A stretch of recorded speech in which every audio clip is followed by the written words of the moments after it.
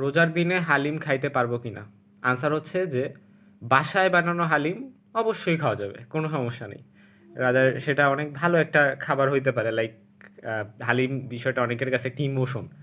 তো বাসায় বানায় সেটা অবশ্যই খাওয়া যাইতে পারে।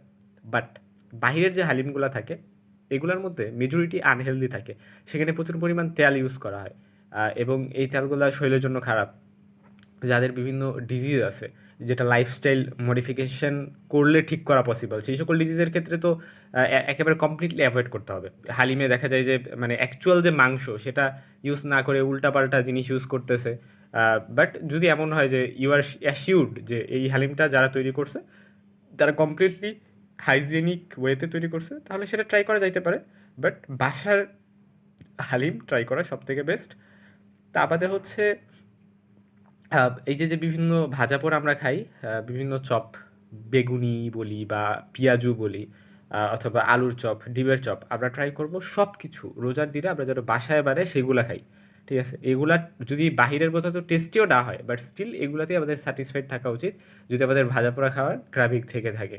Otherwise in the long run আমরা হয়তো এখন বুঝতেছি না, but in the long run কিন্তু আমাদের শরীরের জন্য এটা একটা মানে ক্ষতি বয়ে আনবে, হ্যাঁ? সো আমরা অবশ্যই ট্রাই করব বাসার জিনিস খাইতে। বাসায় সুন্দর করে হাইজেনিক ওয়েতে যেটা বানানো হয় এবং বাসার খাবার অবশ্যই হাইজেনিক।